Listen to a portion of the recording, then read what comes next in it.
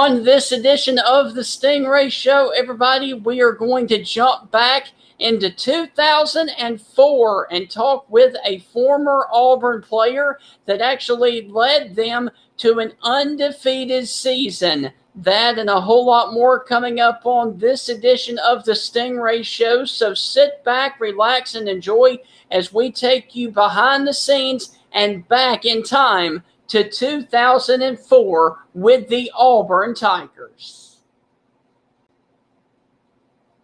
The Dogs and Stingray are coming for you!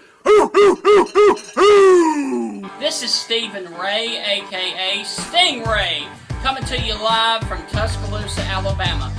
Good afternoon, Mr. Feinbaum. Stingray here, and I'm about to shoot the bull with you like all the Auburn students do down at Auburn. Worst defense ever! So without further ado, here is the biggest.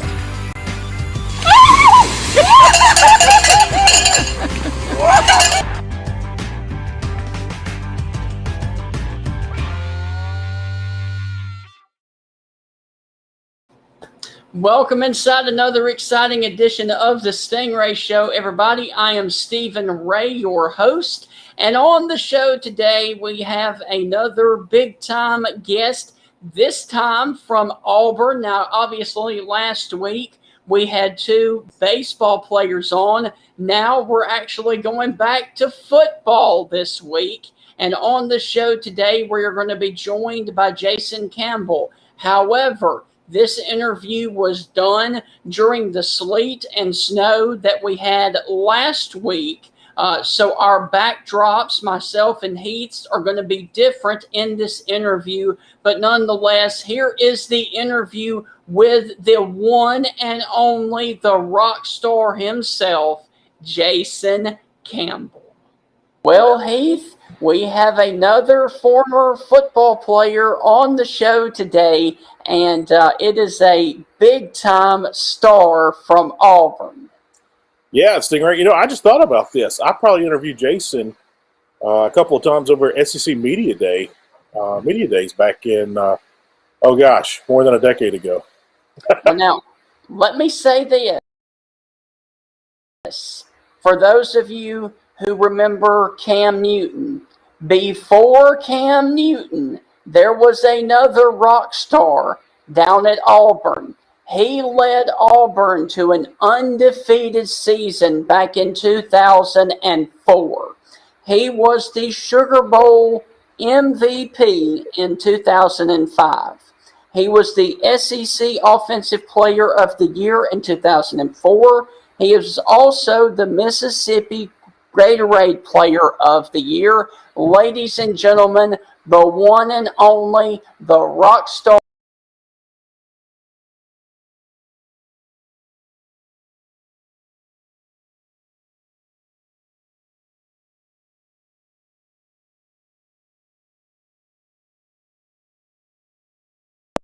himself, Jason Campbell. Jason, how are you doing today, sir? Hey, what's going on, guys? Heath and Steven. I'm doing pretty good. Can't complain. Y'all got way more cold weather than I have right now, so it's all good. It's all good. Now you're in the Atlanta area, right, Jason? Yes, I'm in the Atlanta area, and usually we have colder weather than y'all. But the fact that it's getting snow in Mississippi, where I'm from, something has got flipped backwards. Yes. So when's the last time you've been home to Taylorsville? I went home for Thanksgiving. So I was down there for Thanksgiving and came back and used my high school team. Shout out to them Taylorsville guys. They won back-to-back state championships. Well, went to back-to-back state championships. No, won or went. I know they won this year. And last season, I think they went. And quarterback broke his foot the game before the championship, or otherwise they'd won another one. So it happened. How many championships you win at Taylorsville? I won one, and then my senior year we was picked to win it again. We should have won it again. Team we blowed out in the regular season. We ended up losing to them in the game right before the state championship. No reason we should have lost to them. So I should have had two in a row, and I should have had two in a row in basketball as well. But yes, we were solid. We had a solid program. Well, Jason, what are you doing nowadays living there in Atlanta? That's a great question, Stephen. I do a lot of podcast shows. I do podcast Believe in Auburn. That's BLEAV. I do that every week with Taylor Beth Davis, who works with ESPN and the Carolina Panthers. So, that's one thing I do. The next thing that I do now is I'm focusing a little bit on trying to do a podcast with a guy up in Washington for the Washington football team. So we're working on that right now in the moment. And then I have another one that we're trying to come up with here soon. It was named the Fifth Quarter Podcast, but we're trying to switch the name of it right now because there's so many Fifth Quarter Podcasts out there.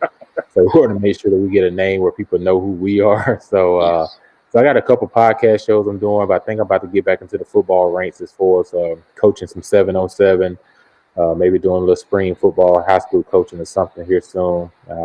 Because during the season I do all the pro stuff and college stuff. So maybe get back in there a little bit. Hey, Jason, here's it's not $1 million idea. It's a nickel idea. How about the 4th and a half quarter podcast? Hey, that's a good one. I got a feeling no one's got it, but it might be a reason no one has it either. Yeah, nobody got that one. But that's a good one, though, because you got to think about once you're done playing ball, you got a half a time, sometime a half a minute, half a second to think about what you want to do next. So, but we got some names coming up there. Hopefully we have one soon. Well, you obviously do a lot with Auburn on the radio broadcast. Are you surprised, and what are your thoughts about Gus Malzahn moving on to Central Florida? How well do you think he will fit in down in Orlando? Well, there's two things to that. I think, yes, I still do a lot of work with Auburn Sports Radio. I still work with them. Looking forward to getting back with the guys in the springtime. Hopefully we have a spring and a spring game and everything, and then getting ready for the season. You think about Gus Malzahn, it's a great opportunity for him. I know two people that are happy. One is his wife, because you don't have to worry about him being home, getting on her nerves every day, knowing that he has the itch to want to coach and get back out there. Because I thought he may take a year off and do TV, but that's just not him. He's a guy that likes to be on the sidelines, being in tune with the game. So, that was great for him. And then the next people that are happy are probably the Auburn people. And the reason I say that is because the university don't have to spend the rest of that $11 million. That helps Auburn from a financial standpoint of getting ourselves out of a situation. But, Gus deserves to be coaching somewhere. Yes, things didn't go as great last year in Auburn and everything, but at the same time, he's still a solid guy, and he deserves to be coaching somewhere in college football. He's too good to be at home. So, good for him to be at UCF. Jason, talk about that transfer from the SEC to the NFL, from college football to pro football. We always hear about speed.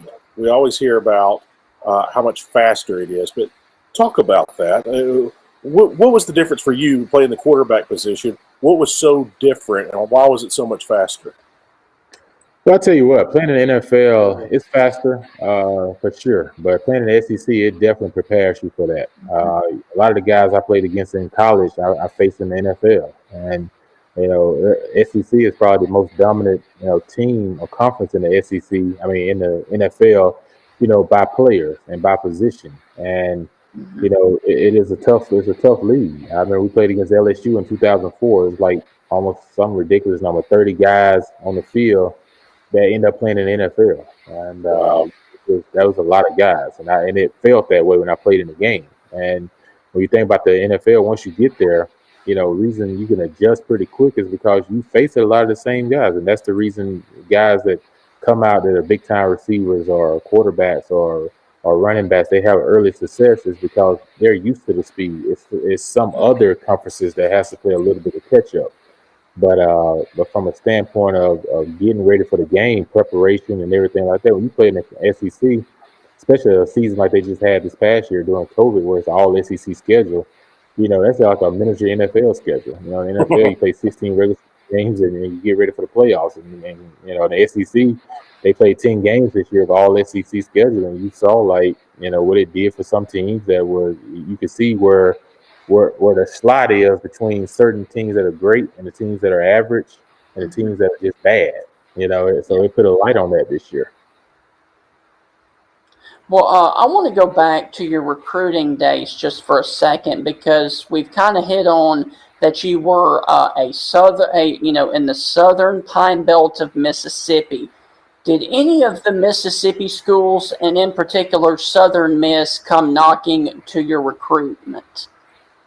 Oh yeah, a lot of them did. They all wanted me to come to their university. Ole Miss, I knew I wasn't going. Eli was a year ahead of me, and I knew he was a big recruit and just signed there. And knowing who his brother was, I didn't want to put myself in that position. And then at the same time, Mississippi State, my brother went there, and I kind of want to, choose my own road, choose my own shoes, and everything. And Southern Miss was just right down the street from me. You're talking about 35 minutes from where I grew up at. I kind of want to be further away. I just wanted to play in the SEC. Just to be honest, one of my brother's games in college, when watching him play and seeing how loud it gets, and seeing the tailgating, and how intense people are about the game of football in the SEC. It made me want to. This is where I want to be. If I'm going to play college football, I want to play it at the highest level. In the highest environments, and that's what drove me to want to stay within the SEC, because I had a chance to go out west, Pac-10 at the time, Pac-12 at the time, now Pac-10, but with Big Ten and all those teams, Notre Dame, Michigan, they all came knocking. But I told them, pretty early in the process that I wanted to play in the Southeastern Conference, and that was my dream. And I appreciate the opportunity, but just to keep them from having to call so much, I just kind of told them up front. Did LSU come knocking during that time? Oh yeah, LSU was knocking hard. I was pretty much committed to LSU. I was, Nick Saban was there, wasn't he? Jared DiNardo was there. Okay, Jared was still there. Okay. Jerry got fired the last game in Baton Rouge. He got fired, and then Saban came in 2 days later, and I was their top recruit. And Saban was at my house. He got hired that evening, and the next day he was at my house trying to convince me to stay on and not waver. And I told him, I said, "Well, Coach, it's tough now." I said, because Auburn and LSU was already neck and neck. I said, and then I was leaning towards LSU. I said, but then the doors kind of opened a little bit now for Auburn, because I don't really know a whole lot about you, because you was coming to Michigan State. I know y'all sent me letters, recruited me or whatever, but I had told everyone early on that I would stay to the SEC. And I said, now I know that you are in the conference. And he was just like, man, I'm telling you, like, you don't want to go to Auburn, you want to come to LSU. I'm telling you, we're going to do this and that. And I feel like I made the right decision. Tommy Tuberville was at Ole Miss, and then he was trying to get me there, and I told him I wasn't coming. And then all of a sudden, he went to Auburn in '99. And then he came calling again, and I said, "Yeah, you got a shot now." So I came to Auburn and everything, made that decision, and I went 2-2 against Saban. Saban, they was good at LSU, was good at Auburn, so we had a 2-2 record against one another. Hey, real quick, they always say Nick Saban's like the king in the living room with his recruiting pitch. What's so good about it? I'm sure he's mastered it, perfected it more since his first year at LSU when he left Michigan State. But what was so special about that recruiting pitch, and does he really work the room? Well, the one thing is, my mom and dad now, if you can get over my dad, then you're a pretty good recruiter. But, I think he was sitting in my living room, and, he told my parents, it'd be a mistake or something not to come to LSU. And my dad's like, whoa, like, you can't tell us now where we're going to go and where we're going to play at. And I knew where he was coming from. He was trying to, sell a pitch, make me stay committed and see how much, he really wanted me. But at the same time, I've heard him walk in players' living rooms nowadays, which is different than that back then. He hadn't won all these championships yet. So when I was out, he hadn't won a championship yet. So now he's at Alabama, and they're winning, championships. When he walks in their kids' living room and he tells them, "Hey, your best bet is to come to Alabama. In 3 to 4 years, you have an opportunity to hear your name called in the draft, and at the same time, like." You're gonna play probably against the most elite talent. Is gonna be what you practice against every day. The game's gonna be a little bit easier for you because your hardest challenge is gonna be in practice. And so that's the pitch he's selling these guys on. And truth be told, you have recruiting classes like he got. How can you go against what he's telling them? But at the same time, if I'm a kid, I'll be like, look, I know you got great players here. I want to go somewhere else where I can play, and I'm gonna come back and I'm gonna compete against you. And everything. So, but you can't knock what's good. He's doing a great job recruiting. We just got to catch up. Well, how well do you feel like that Will Hall will do down at Southern Miss? And are you still a Southern Miss fan? Yeah. I always root for the home team.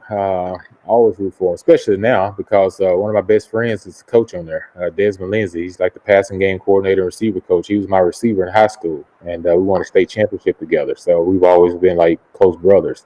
And then Will, I've been knowing Will ever since high school. When he was at West Georgia, I used to go down and sit in his office with him and Desmond when they was there, and we talk ball and go out to eat and everything. So we've always had a close relationship. So I'm wishing him the best at Southern Miss. I think he's going to do a really good job of turning it around. He's a Mississippi guy, grew up, born and raised there, know what it's going to take. Hopefully he can keep some kids in state, and help compete. But he just got Taylorsville quarterback, the quarterback that come to the same high school I come from. They just signed him at Southern Miss. He was going to Tulane because Will was there. But then once Will got the Southern Miss job, now he's there. So he signed with Southern Miss. So I'm looking forward to see what he does. I think he's going to do real good. I expect to go down there and spend 2-3 days with him because my parents live not too far from there, and just go by the offices and talk ball with him and Desmond like we always do, and root for him. Jason, we talked about you living in Atlanta. Of course, you played your college days at Auburn. You're from Taylorsville, Mississippi. Did you like living in Washington, D.C.? Actually, I did. I love living in Washington, D.C. It was always something going on, whether it was the government or whether it was the football. Washington still is a football city, football town. And, I enjoy it because most people want to come in town. They want to go see all the monuments. They want to go downtown and check things out. So it was always intriguing. But I loved it just because, man, I love blue crabs. I love eating crabs. I like to go buy them in pounds and in the brown bag and come home on the porch after you have the thing seasoning and throw it all out on the table, and you just go to work. You get your little hammer, you go to work, and I sit there and I can eat like 15 of those things and everything. So yeah, I enjoy DC from that standpoint. I enjoy being in having an opportunity to meet a lot of different people. People don't know this, but I went to Capitol Hill when I was playing up there, and I remember when Michelle Obama was trying to put out the Play for 30 thing she was doing, trying to get kids in every school to have recess for 30 minutes to help with kids' activity. So I had to go into each office, like senators and everything, and try to pitch why it was important for kids to have recess in schools. And so I got a chance to meet a lot of different people, got a chance to see a lot of different people, and it was outstanding. I enjoyed it. We won't go down this road far because there's two things I refuse to talk about on this show: is COVID and politics. But who are some of the politicians you enjoyed talking to? And you're like, man, this is a cool person. Like you would hang out with them, or at least hang out with them one afternoon for play for 30. But who are some of the cool politicians you enjoyed meeting? Man, I tell you what, like you asked me the names now, I can't even remember. It was back in 2009 when I was up there going to. But I remember going into a lot of them offices. I will say this: a lot of the men, of course, was big football fans, and of course, immediately they want to talk ball, and so you talk ball, and more the women people they was kind of intrigued, about certain things. But I met President Obama in person, and what was that like? Yeah, I actually went to go to when he was speaking. So he had been in office, a couple of months at this time, and one of the guys who's now is a part owner of the Washington Wizards. So we was good friends. So he took me with him, and so we're sitting there like on the front tables, and he's talking and giving his speech and everything. And it doesn't hit you for a minute. You're like, gosh, I'm here with the president of the United States. And when he finished, he said, yeah, we're gonna go up and talk to him. I was like, what? Like, yeah. He said, we're gonna go talk to him. So we went up, we talked to him. And I didn't even say my name or nothing. I walked up to him, got ready to shake his hand, and he was like, hey, Jason Campbell. I was like, I was impressed. I shook his hand. I said, oh, you know my name? He said, oh, yeah, of course. He said, man, I'm a huge sports fan. He was just like, they got to get you an offensive line. He was like, you getting hit way too much. He said, me and my wife would feel bad for you sometimes because you're not getting the protection that you need. And he was just like, but he was a huge sports fan. Like, it made me realize, like, man, like my dad used to always say, son, no matter how far you go or how less you go, your name goes further. And it makes sense because I'm just like, here I am with the president of the United States, and this guy knows me by my whole name because I'm the quarterback that's in the same city that he's running the whole country out of. And so that meant a lot to me. And then I also met Tom Cruise before. Oh, wow. At a party in Versace Mansion. down in Miami for the Super Bowl week. He was there with the owner, Daniel Snyder. He had come out to practice before, but that night I got a chance to meet him. And at that time, he was dating Katie Holmes. And so I had a buddy of mine, and we kind of remind each other of the Hitch, Will Smith and the other guy. So I was Will Smith, and I was Hitch, and he was the other guy. So I'm trying to always set him up with people. So he went. So I took him to the party with me. And so we in there, some pretty women in Miami. And he's like, oh, man. Like, so then Tom Cruise comes over. The owner comes over. He said, hey, Jason, I want to introduce you to Tom Cruise. And then Tom Cruise said, yeah, I know that. So then we started talking. And we don't talk for like 5 minutes. We talk for like 30 minutes. Wow. And so we ended up having a conversation like 30 minutes. All of a sudden, Katie Holmes walks up, and she's standing there. And, he introduced me to Katie Holmes. I'm talking to Katie. And then all of a sudden, my Hitch guy out there hit me a little elbow. So I said, yeah, this is my good friend, from DC, his name Eric Schuster, and, and everything. And he's just all goggly-eyed and everything, shakes in her hand and everything. And he's like, dude, gosh, she's like, bro, you gotta introduce me to somebody that's going to talk to me. I said, bro, let's slow the roll down. I said, how about just don't open your mouth for 5 full minutes. Just say hello, shake a hand, and just be still for a while. And so that was fun. And before we move to the next question, my other proud celebrity that I met that was really cool was Jay-Z and Beyonce. Yeah. So I went to a Jay-Z and Beyonce concert in D.C., and Jay-Z gave me a shout out. And wow. In the front row, and Jay-Z like, yeah, we got the Redskins quarterback in here, Washington football team now for everybody. But he said, we got Jason Campbell in here, quarterback. And, I'm a huge fan. I watch sports. I support him and everything. Y'all give him a shout out, hand clap. I thought that was really cool. So then all of a sudden he performs, and then Beyonce performs, and then afterwards we go backstage. And so I get a chance to, so I'm backstage. I meet Beyonce, and there's Jay-Z. Now I tell you, Beyonce looks better in person than she does on TV. So you got to think like, here's Beyonce in front of me. And I'm just like, and I don't really get starstruck by anyone. So I always feel like people are who they are. No matter, everybody just have different titles. So I always feel like everybody's important, no matter from least to biggest. So, I'm not saying Beyonce, but she's surrounded with like 12 security guards. And then Jay-Z is kind of standing off like 5 yards behind her, and no one's around him. He's just talking to somebody. So then I'm shaking Beyonce's hand, shake her hand, and she looks at you in the eyes and say, hey, how you doing, blah, blah, blah. You just like, oh, gosh. So I'm just like, geez, you better be glad Jay-Z behind you and you married. I said, this would have been an opportunity. So, so then I talked to her for a little bit and move on to how I support her music and, at that time and everything. So then I go talk to Jay-Z.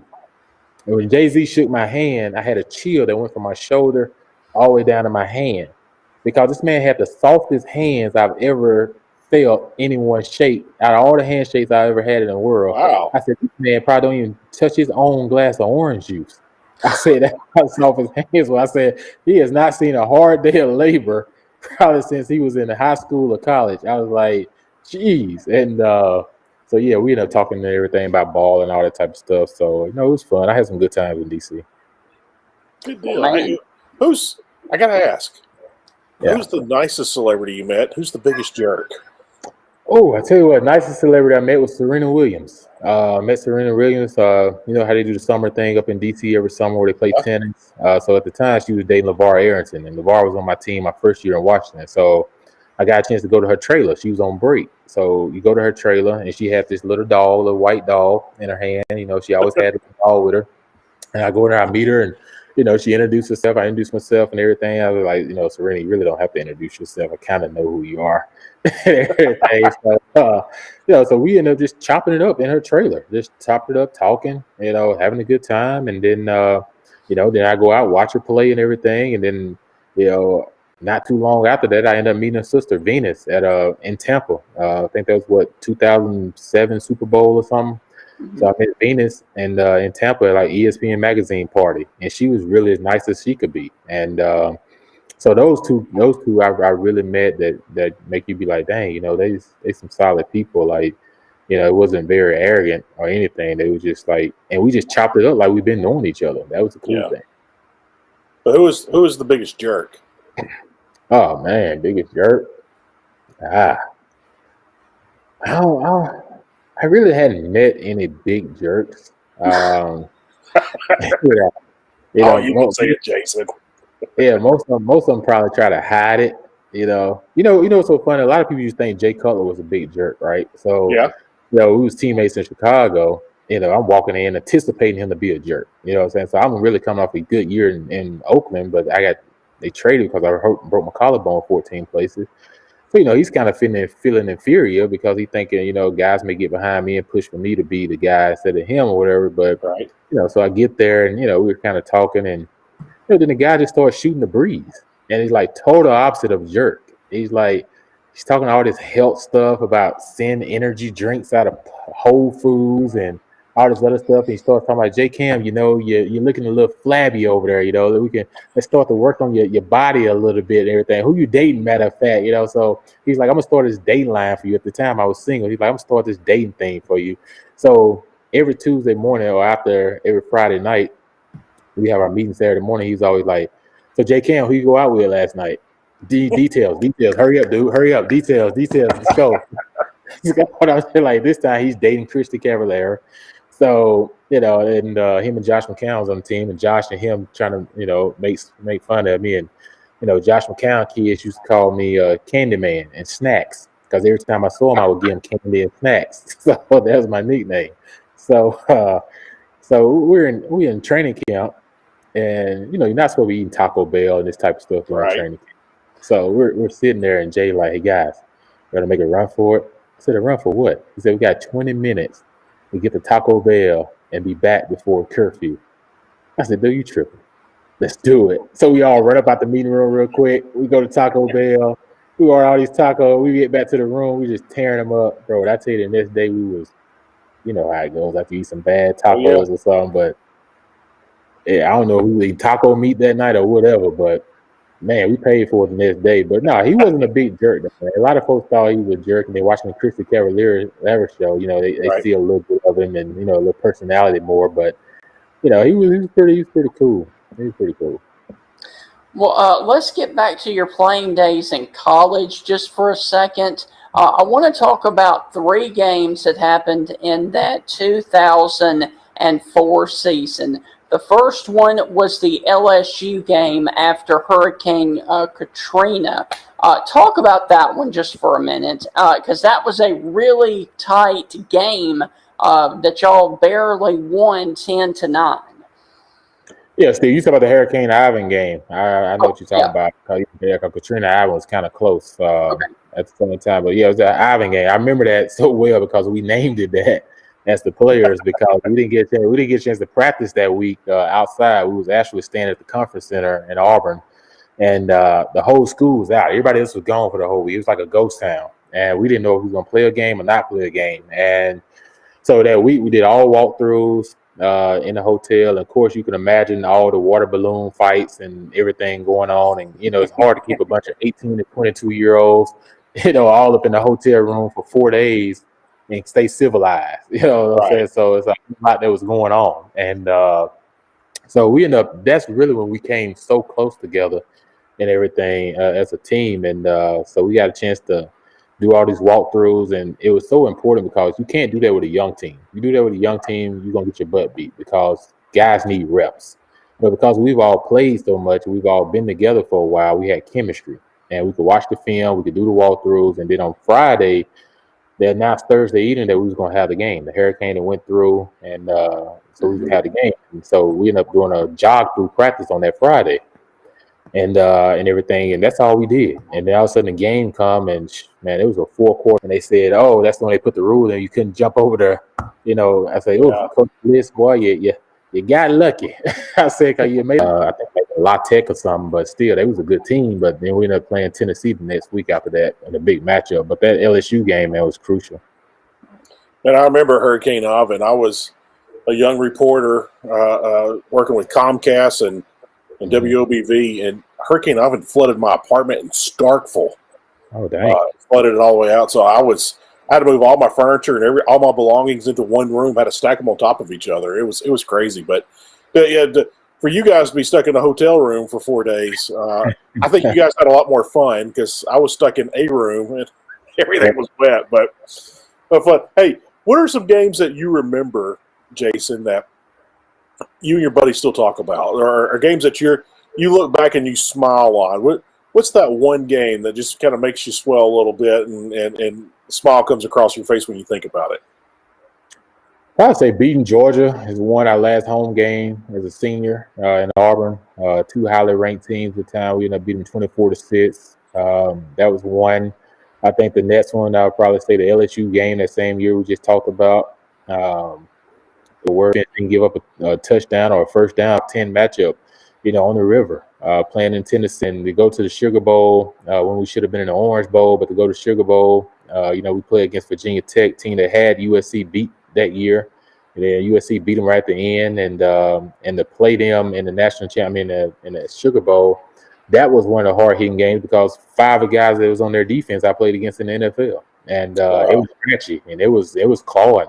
It was poking guys in the eye. People probably remember Anthony Mitz getting into it with Reed on the sideline, and then Courtney Taylor getting into it with their safety at the time, and it got really physical, and it was a hard fought back. We went up 16-0, like 4 minutes to go in the game, and we ended up giving up 2 plays where they scored. And it's one of those games again where we should have beat them more than we did, but Tuberville didn't want to throw the ball the fourth quarter because he said he wanted to get out of there with a win. And I think we really could have beaten them 23-0 or 23-3 had we just kept playing our game. But to go undefeated, man, it is extremely hard. Like I tell people, it is extremely hard.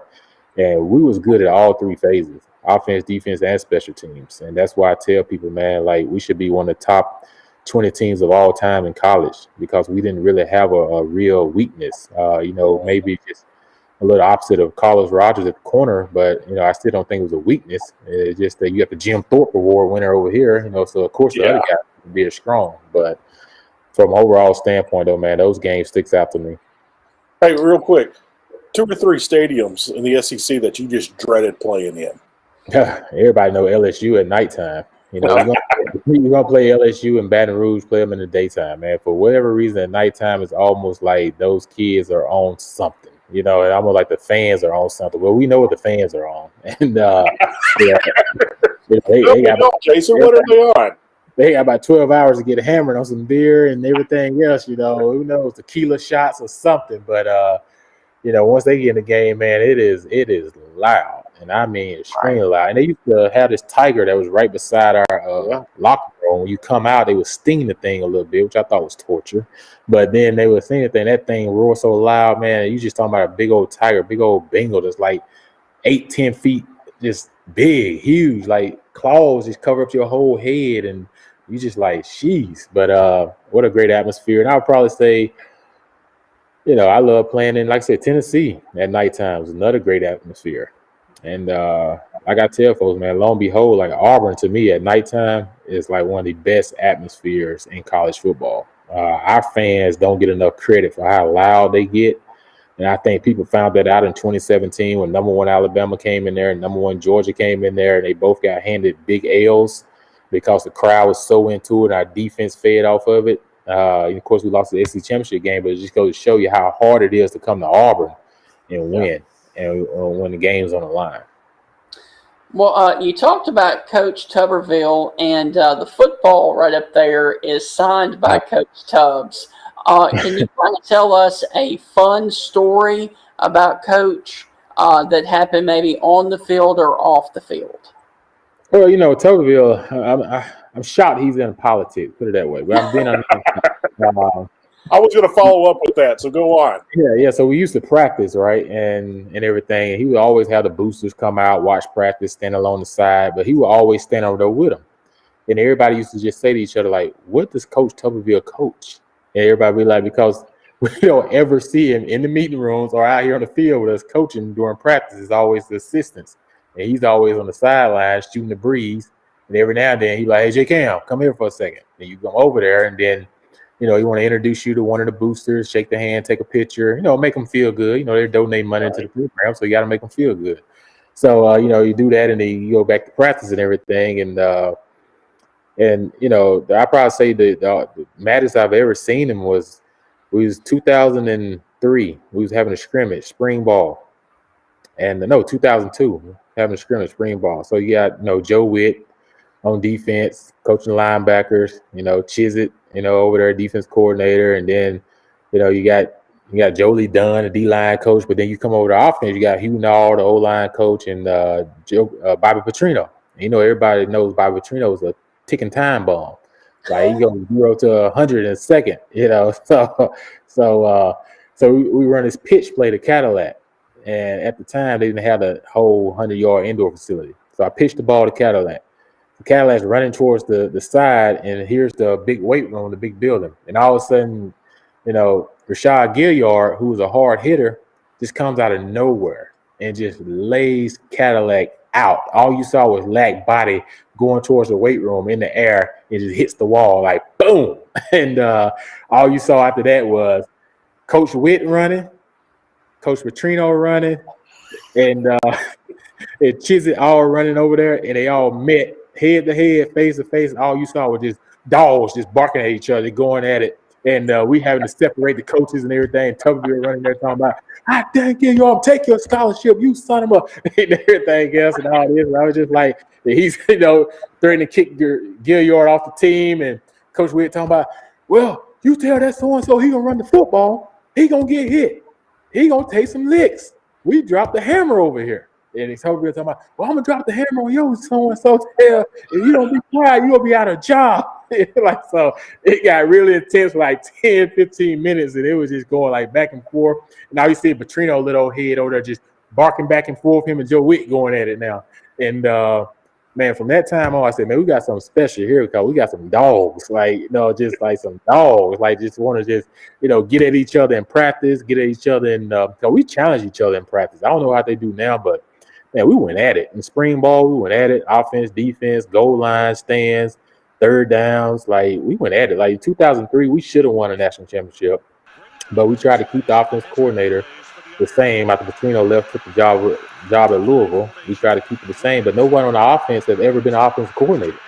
And Coach Tuberville tried to make Hugh Nall the coordinator, and you just can't do that. You know what I'm saying? And we ended up he was a great offensive line coach, great run game guy, but he knew not a lot about the passing game and different things like that. Like, you call plays, it's just unfortunate, but we ended up finishing that year strong. Won the last two games, started off rocky, won like 5 in a row in the middle, but because we were so challenged, that helped us in 2004 and everything. But Tommy Tuberville, like I said, it doesn't shock me. He's a politician. I can see it now why he was doing what he was doing on the sideline.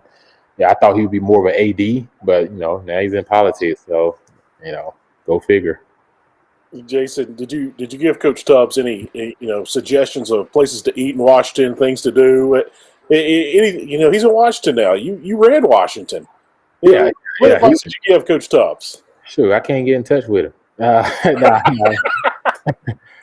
time I had talked to him was probably last summer. Matter of fact, he had called me just checking on my family, seeing how everybody was doing.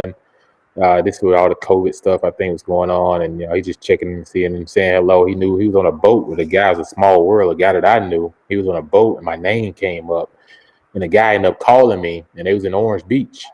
And I'm on the phone. I'm like, yo, what's up, man? Talking and everything. Like, hey, man, I got somebody want to talk to you. Then he jumps on the phone. He was like, man, what you doing? Get your butt to working. I said, oh shoot, I said, when you gonna get to work? You know what I'm saying? I was just like, I had no idea he about to start running. I don't even think at that time. Matter of fact, yes, he was getting ready to run for office, and but we didn't talk about that. We didn't talk politics or none of that because we don't really want to get into all that stuff. Like the whole thing is like you agree on some things, you disagree on some things. That's politics, and and I think that's the thing that can kind of disrupt the memories of what we committed together and what we did together. So it was better that we didn't talk politics, but I'm the type of guy, I can talk politics with you because it doesn't affect me. We can all agree to disagree. Like, that's just life. It doesn't have to be mad at each other because we disagree about something. So, exactly. That's it. We wish the whole world would be that way, but it's just not. But, hopefully, he's in Washington and everything. But I'm pretty sure him finding places to eat would not be hard. I tell you that. But he's probably in and out of there so fast. Monday through Thursday, he's up there. I guarantee you Thursday evening, he's back in Alabama so fast. Yeah, he's not trying to stop and get nothing to eat. Well, I've got 2 more questions for you about Auburn. One, How do you feel like, since you were so close to that program, how well do you think Bryan Harsin will do coming in from Boise State? How does he fare in the SEC, do you think? Well, I think the most important thing that Bryan Harsin did after he got the job was bring in Mike Bobo and bring in Derek Mason. And the reason I say that is because these two guys, one played in the SEC, both coached in the SEC. And then, when you coming from the West Coast and then you're trying to come into, you're coming into a program that's known as a big time program, it's a huge deal. And you have to have people that can relate to what's going on. And like you got to be able to walk down there to the offices and say, hey guys, it's my first year in here. Like, what should I expect from this team? What should we expect? What are some of their nuances and tempos and different things? And Derek Mason, being a former head coach, he can walk in there and say, hey, from a head coaching standpoint, how should I handle SEC media days? How should I handle, different things like that that he can answer and help you with. And then everything. And I think that one thing that he's bringing with him is tough nose. I think Auburn got to get back to being a physical running football team, tough nose defensive team, using play action pass, not being so finesse, but getting back to that type of football. And I think that will help us propel. And he's already trying to build that. He got a new strength coach, new strength staff and everything. And so he's trying to get guys bigger and stronger, because I thought a lot of our reasons over the last 2 years that we've been undersized. If you stand on the sideline, you look at LSU defensive line or offensive line, you look at Bama's defensive line or offensive line, like we don't even look like we belong on the same field. And that doesn't happen because we've always felt like we were similar size. And so that stuff starts in an off-season program and weightlifting and different things. So, now that he's changed that, he's adapted to that, and he's been tougher on these guys. I think Gus was a solid guy. I think he was a good guy and everything. And I think Gus, you can't say anything bad about him from a character standpoint, but I think those kids took advantage of that. I think, they felt like because Gus was who he was, sometimes you think people too good till you take advantage of them instead of appreciating them. And I think, instead of them looking at that like, hey, man, coach has got my back looking out for him. Let me work a little bit harder for him. They looked at it as, man, I ain't got to worry about that right now. Coach got to take care of it. You know what I'm saying? But you got to have that different mindset. You got to, and everything. That's why I said, like, maybe it had ran its course, with Gus at Auburn. But I think at the same time, him being in UCF, I think works well for him because he is a deserving coach to be coaching college football somewhere. I just feel like sometimes change comes. And, the fact that they ready to make a change, I think, giving Coach Harsin's an opportunity. And I think, people like to base picks off popularity. Oh, he wasn't a popularity coach that we got.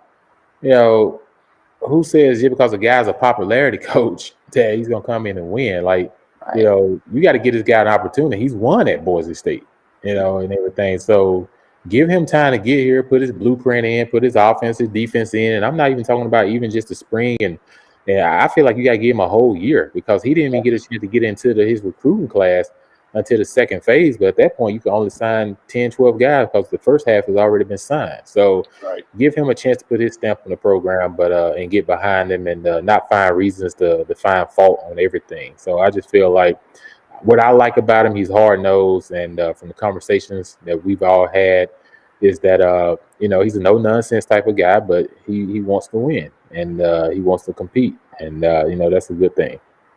And my last question for you is this, staying with the Auburn offense.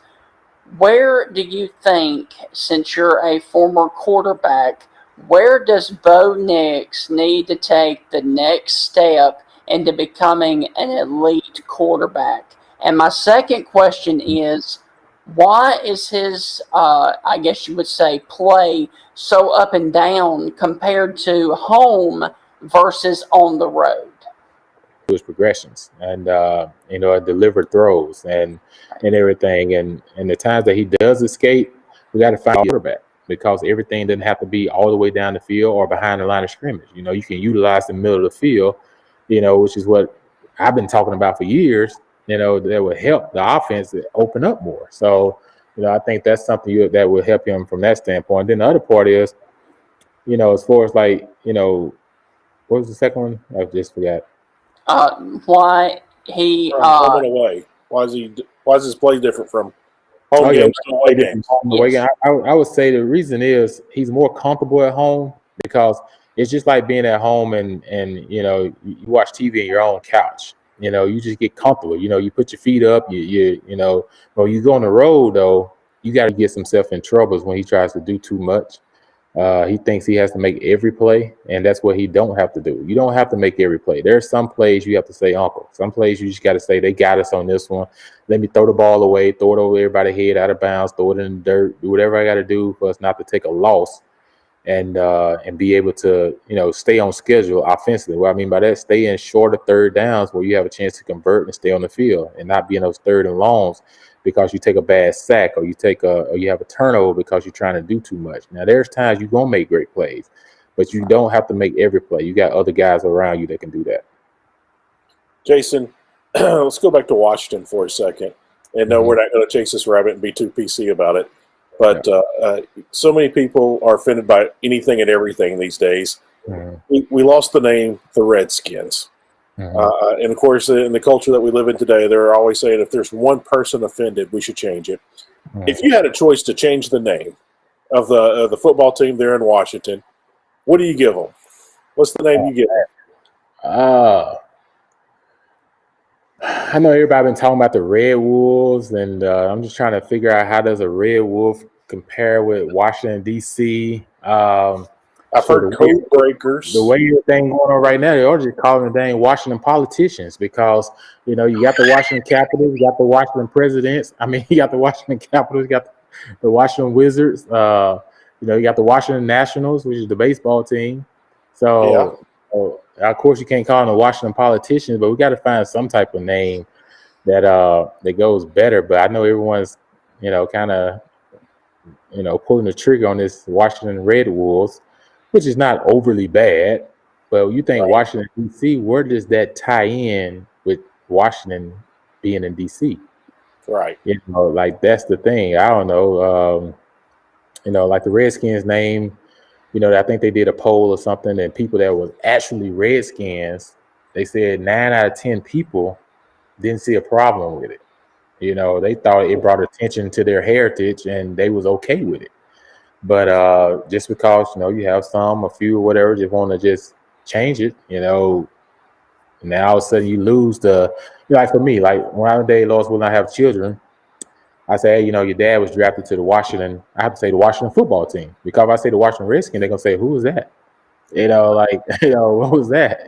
So they won't know. So you lose the history behind it and the 3 Super Bowls that they won under Joe Gibbs. And I know time changes things and things come and we all change. We have to adapt and move forward. That happens.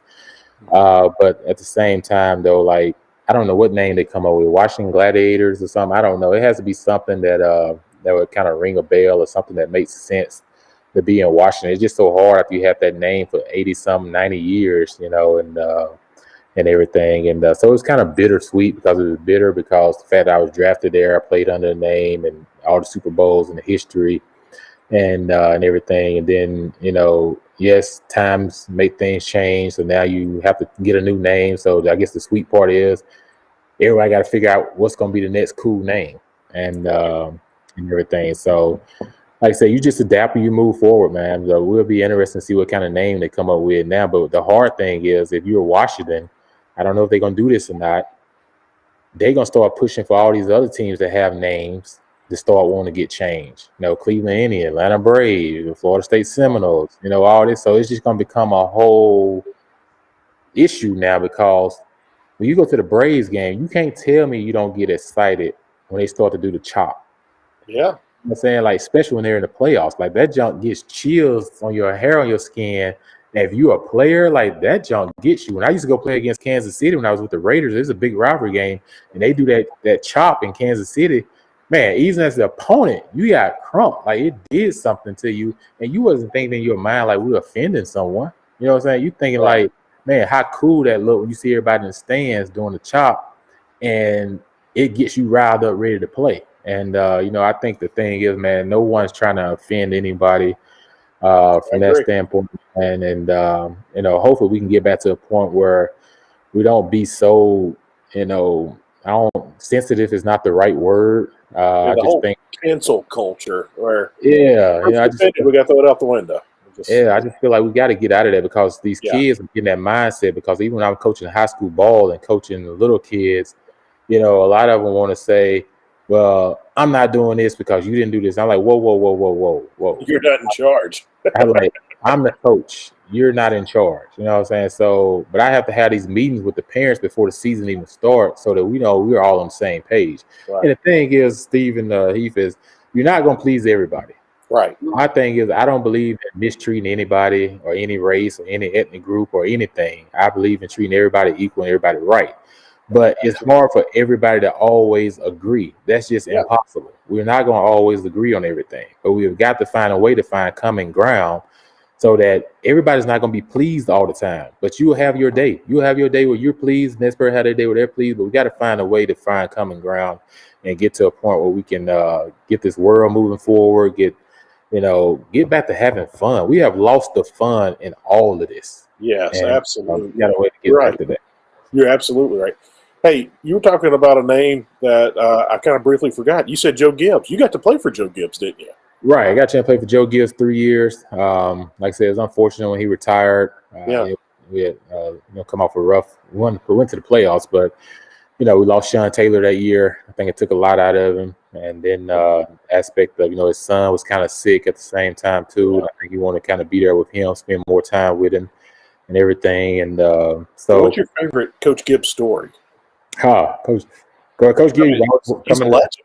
Yeah, he comes in the meeting room and be like, hey guys, sit up, guys, sit up. And then everybody sit up. And you like, guys, I'm gonna tell you a story. A lot of you guys, you get a chance to play football for a living. You get a chance to, you walk around your chest out a little bit, but you get to do what you love and get paid for it. He said, how many people in the world can say they get to do what they love and be paid for it?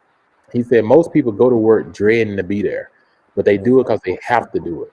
He said, you get a chance to do something. He said, I know it's short-lived. He said, because, it's a tough sport. He said, but you get a chance to do something and make good money by doing what you love to do, playing ball, playing a sport that you grew up playing out in the yard as a kid.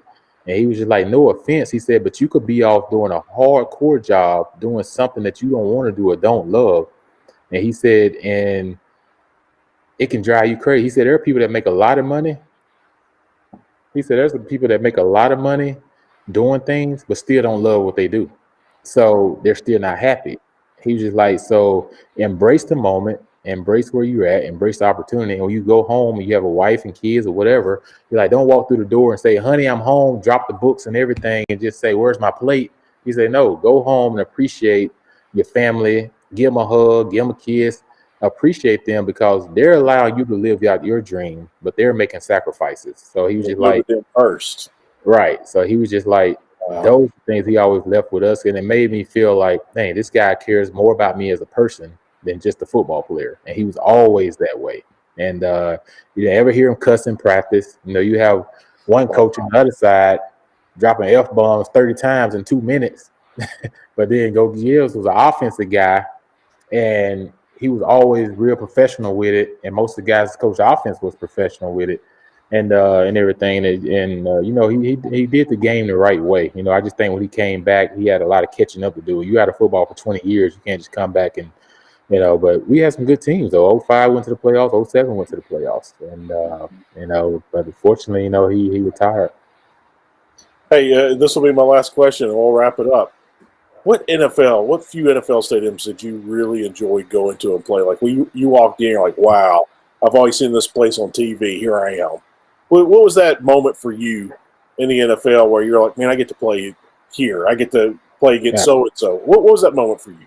Well, one, I played with the Raiders, so I got a chance to play in the black hole. Now, black hole is scary. Even, like there's no fan base like the black hole.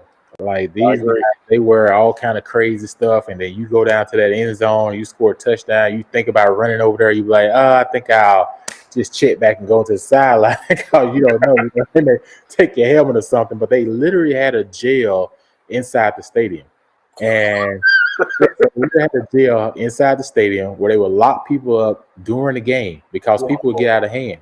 And every time we played the 49ers or we played the Chiefs or the Broncos, it was always huge fights that break out. And they put people in jail until the game was over. And that was crazy. And then I would probably say playing in Pittsburgh Steelers, going in there and playing a night game. They like to play this song Renegade right before the fourth quarter.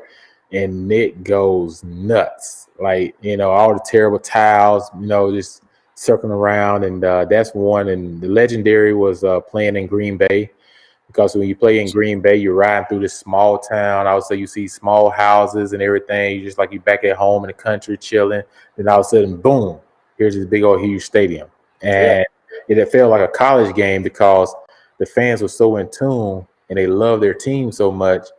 It was awesome. They say, "Go Pack, go." I ain't play there. You can remember it though because all the stuff that you would hear while you're playing. So that was one. If I had to say, if I had to say, like I said, Kansas City was another one, but New Orleans, man, jeez, like playing in the Superdome, like you won't think it's loud at Baton Rouge. Try playing against the Saints. On a Sunday afternoon with the game on the line, and you got all these people that have been down Bourbon Street drinking freaking green, what they call it, grenades. They call them down there, and grenades. Hand grenades. They already hammered before they even get to the game, and then all of a sudden they got bees going everywhere, and and everybody screaming and yelling. They don't even know how loud they talking. If you thought the Sugar Bowl was fun back in 2005. Go to a Saints game when the game's on the line, when it's everybody in there and it's going crazy. So those stadiums, I would say, man, was very unique. To tie their conversations together, kind of like a Seinfeld episode, I think a lot of those LSU fans on Saturday night kind of made their way to New Orleans for that Sunday afternoon game. No, I thought you're right. Yeah, I thought you're right. They did. They definitely came to New Orleans, probably the same people. They got hammered on Saturday. Got sober. Had some fried chicken and some fried catfish and fried shrimp, and soaked all that up, and then went on down to Bourbon Street and got hammered. You're making me hungry, Jason. You gotta stop, man. Yeah, went and got some beignets in the morning, and went and got some boudin. And all of a sudden they show up for the game, and here they go again, just 90 miles per hour, just hammered. Well, Jason, look, man, thank you so much for your time. And real quick, I've got you pulled up full screen. Tell everyone where they can find your podcast once again. Yeah, you find my podcast. Like I said, I do one for Auburn every week. Taylor Beth Davis. Believe in Auburn is BLEAV in Auburn. And just go subscribe. Subscribe for free. It's free subscribing. But every time when you subscribe, every time we do an update, you get a notice on your phone. So continue to follow us, support us. We had some great guests. We had KJ Britt last week. A week before that, we had Platinum 15, we call him. Everyone knows our big time kick blocker that played for us and everything at Auburn. So, we have some great guys on there, man. So just continue to come on and support us. We got another one this week, putting it out. And I do one I got a couple more coming out, but not just yet. So just be on the lookout.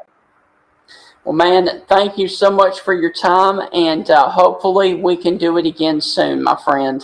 Cool. Appreciate it, guys. Y'all have a good night. You too. Thank you, man. Yeah, appreciate it, Heath. I'm pretty sure you done. I saw you crying your eyes out earlier, and they have to take you off screen. Yeah. Man, I tell you, I was outside playing in the snow with the kids today, man, and I don't know. Of course, we had to throw a million snowballs in my kids' face. They got me once or twice, but my eyes are driving me crazy right now. I thought Steven was hiding me. Every time the screen got small, I tried to rub my eye a little bit. You called me out, man. I'm sorry, man. Steven tried to take up for you, tried to hurry up and hide the screen, but I was going to call you out there. I said, I got to get it, man. I saw him like that crybaby, man. He was giving that. Oh, yeah. Your so well, man, take care and be safe, my friend. All right, same to you guys. Appreciate it. All right. Well, man. Steven. He called me a crybaby. What? That is awesome. Be a crybaby. That's great, man. So we want to thank Jason Campbell Yes, for this wonderful interview. We hope you guys have enjoyed it, and I guess we will end it with that. Yeah, I'll say this real quick before we head out, Stephen. Jason Campbell, growing up in Mississippi myself, and Jason growing up in Mississippi, it's always great to see guys start, especially Jason from a small town like Taylorsville. Yes. We have all these great stories like Jimmy Buffett and Elvis Presley and all these small town kids that make it big. Jason Campbell was one of those. He made it big, just like Lowell Cam Boyd, just like I need my wife right now, the country music singer. I can't believe this. Why? I forgot. Oh gosh, we'll have to. Yeah, you're gonna have to shut me up on that. Faith Hill. Faith Hill. How can I forget Faith Hill? I forgot Faith Hill. Another small town Mississippi person from Star, Mississippi. Jerry Rice, all those guys. Jason was one of those. He was one of the small town guys that made it big. You gotta like those guys. You gotta love those. And of course, guys, that wraps up the Jason Campbell interview. We hope that you guys have enjoyed it. And unfortunately, if you guys were here at the very beginning of the show, we had a little bit of issues with the video playing. So we are going to skip another show for this week because Restream is still having some major issues. So we are going to skip this week. For the other show, we will be back here, hopefully, fingers crossed, this time next week. Hopefully by then, Restream will have everything fixed. But until then, guys, I hope you guys have a great rest of your week. And as always, God bless. We will be back here next week on the Stingray Show next Tuesday if Restream gets everything ready and good to go. The Dogs and Stingray are coming for you! Hoo, hoo, hoo, hoo, hoo. This is Stephen Ray, a.k.a. Stingray, coming to you live from Tuscaloosa, Alabama. Good afternoon, Mr. Feinbaum. Stingray here, and I'm about to shoot the bull with you like all the Auburn students do down at Auburn. Worst defense ever! So without further ado, here is the biggest,